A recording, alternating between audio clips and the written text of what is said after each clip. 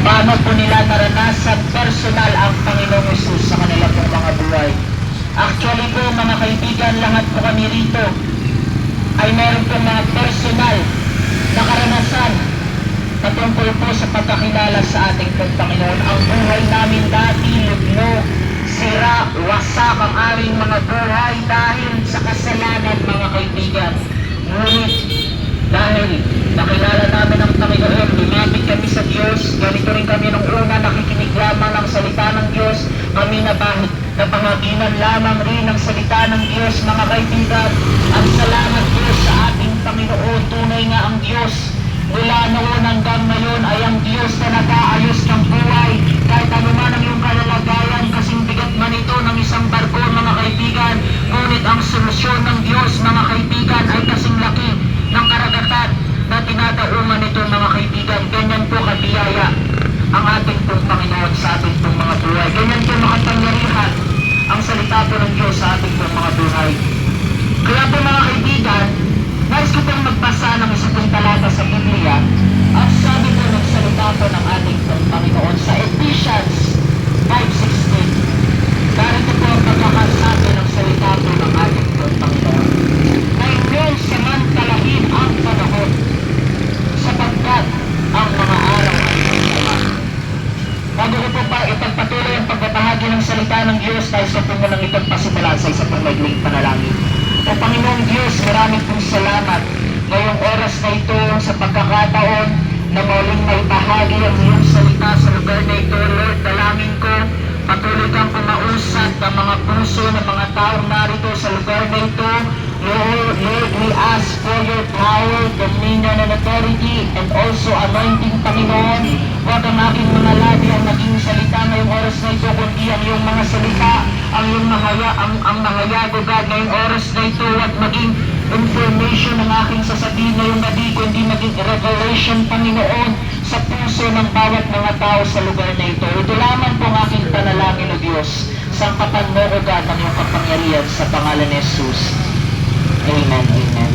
Mga kaibigan, nais ko pong i-emphasize yung pagkakabasa ko dito sa talatang ito. Ang sinasabi dito sa Ephesians 5:16, nais ko pong i-emphasize ngayong oras na ito mga kaibigan, sapagkat ang mga araw ay masasama. Timely ang talata po ito mga kaibigan. Ang panahon po natin ngayon mga kaibigan, ang mundo po na ating ginagalawan ngayon ay pasama na ng pasama.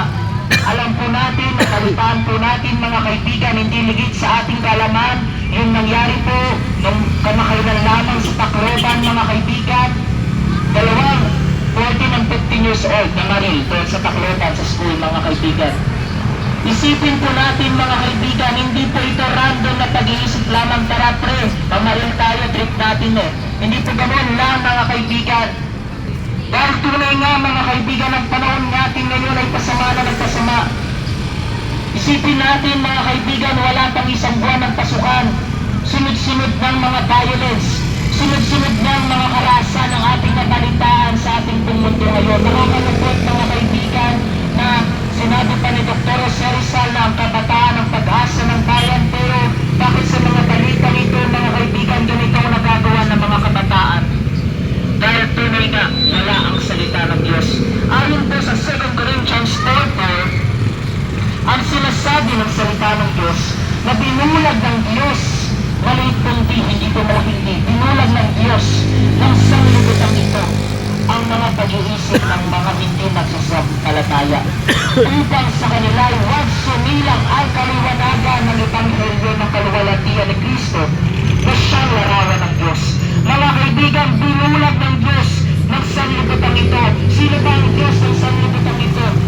Kundi po si Satanas mga kaibigan, binulag po ng Diablo ang sanlibutan ito upang mga kaibigan, ang mga tao hindi sumampalataya sa ating pong Panginoon. Binulag ng kasalanan ang buhay ng isang tao mga kaibigan. Kaya doon po ang nangyayari sa mundo po natin ngayon. Maraming mga tao kilala lamang ang Diyos, pero sa pagdating sa buhay na siya ay bulag. Ang buhay niya ay puno ng katiliman. Alam naman po natin kapag ang tao ay isang bulag mga kaibigan, puro katiliman lamang ang nakikita niya. Walang liwanag,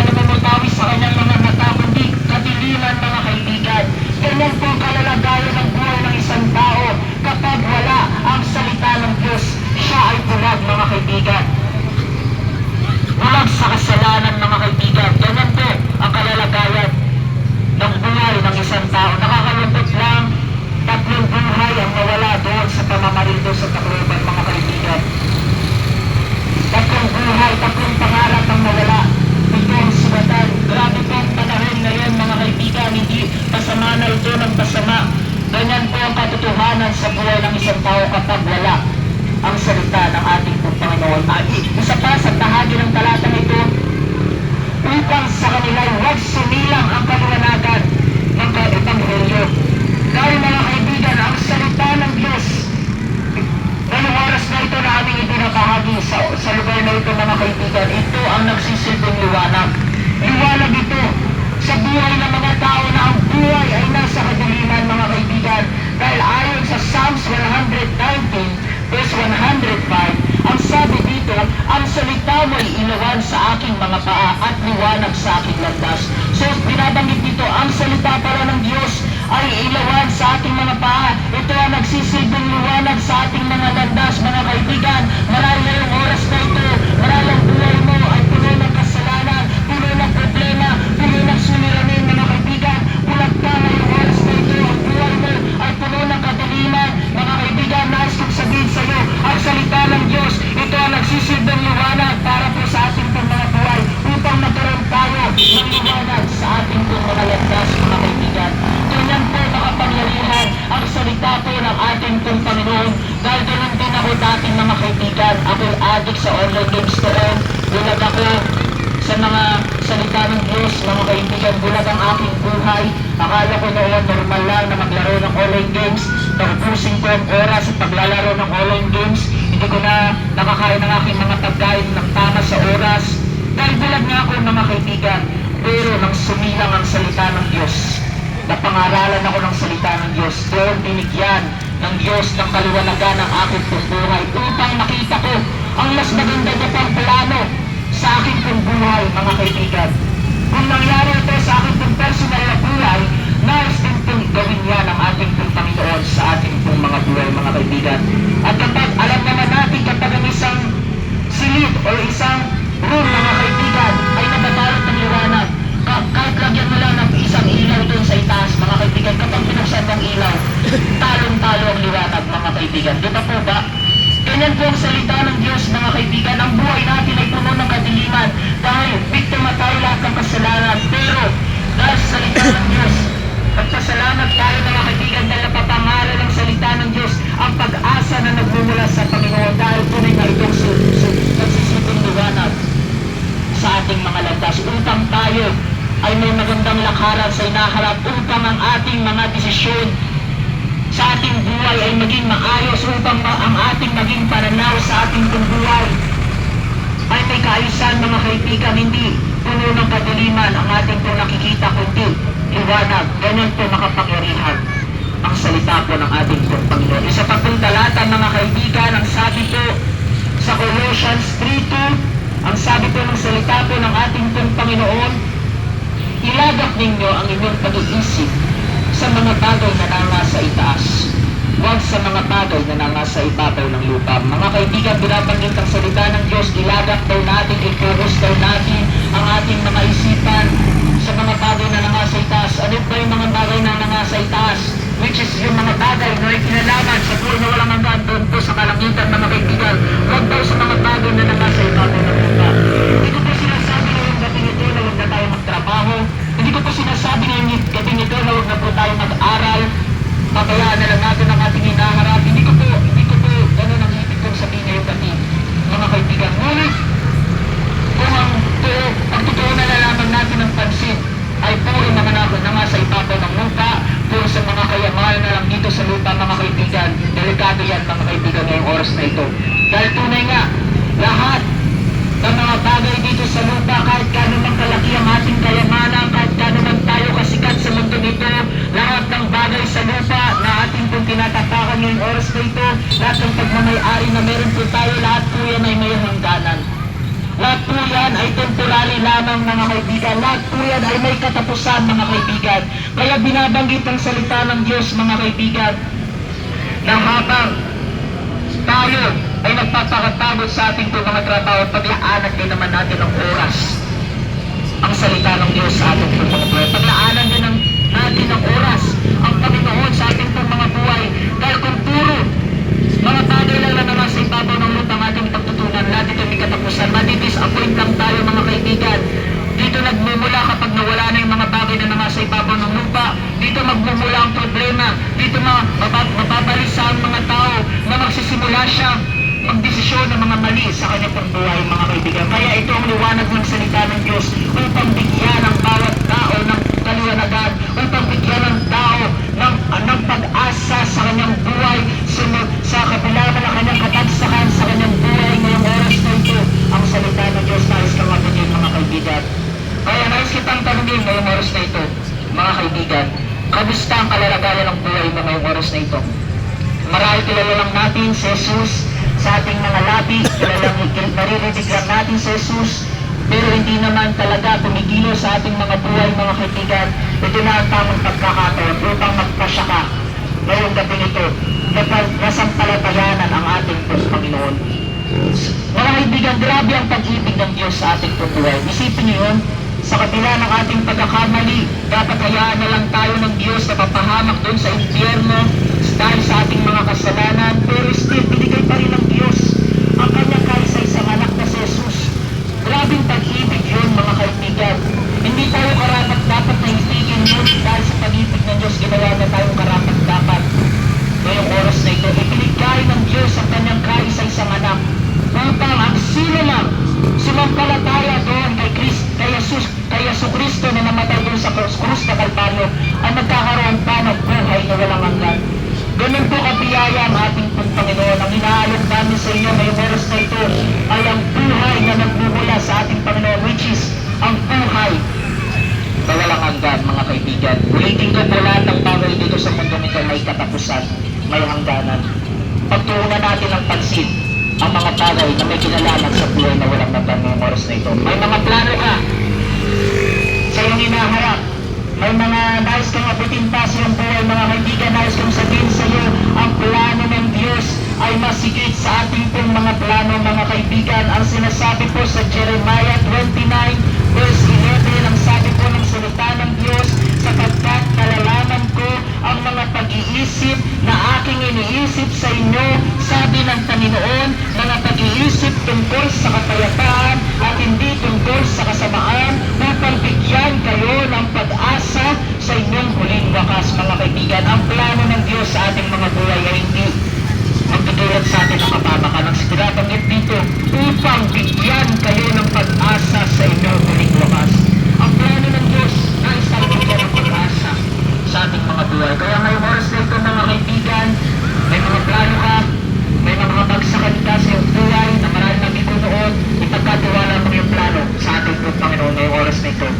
Nais kanyang abutin sa iyong kalalagayan. Ang mundo natin ngayon, mga kaibigan, ay pasamaran ng pasama. Kapag pakinggan natin mostly sa mga balita, puro masasamang balita na lang, mga kaibigan. Mga kaibigan, ang daming pag-asa lamang ng bansang ito, ang daming pag-asa lamang ng mundong ito, ang daming pag-asa lamang ng ating buhay, ang daming pag-asa lamang ng ating pamilya ay ang ating Panginoong Yesus. Ulitin ko po, hindi po panibagong reliyon o paniniwala ang alok namin ngayong oras na ito.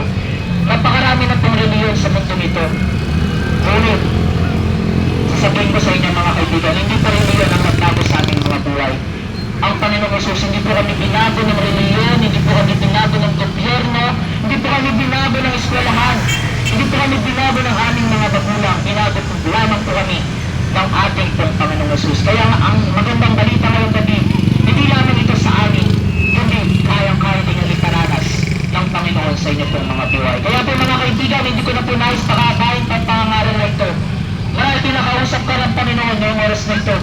Ang mundo natin ngayon ay pasama na ng pasama, sampalatayanan ng Diyos na siyang kaya magbigay ng pag-asa, kaliwanagan sa ating buhay na punong-puno ng katiliman, mga kaibigan.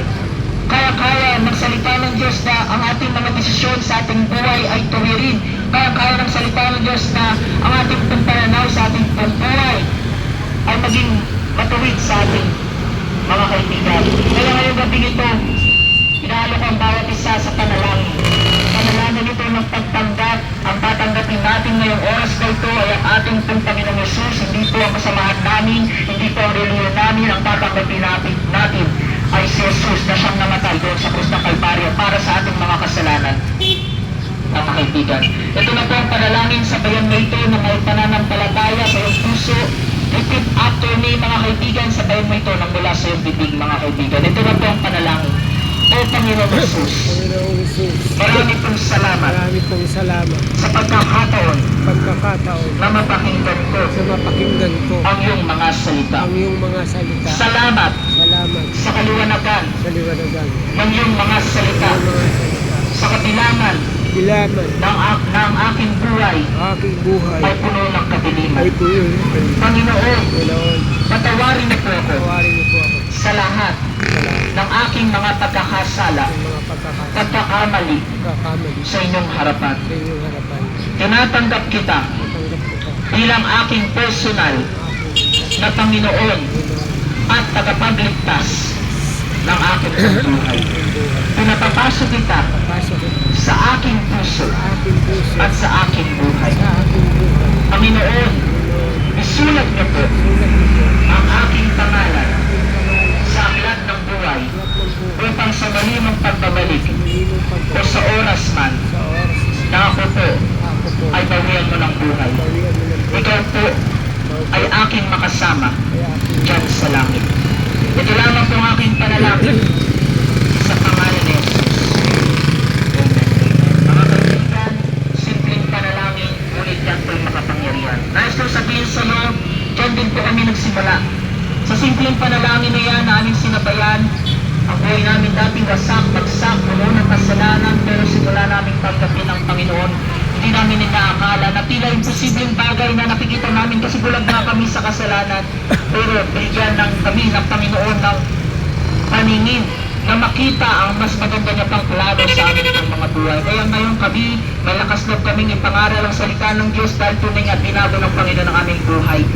Na dati na mabuhay sa kasalanan, ngayon may lakas na dati, may lakas na loob na gumawa ng kasalanan, pero ngayon may lakas loob na kami ibahagi ang salita ng Diyos na ang Diyos nagpapalaya, nagbabago ng buhay, mga kaibigan. Huwag nating asahan, mga kaibigan, ang mga bagay sa mundong ito dahil ito, lahat ay temporary lamang. Ang mundo natin ay pasamanan ng pasama.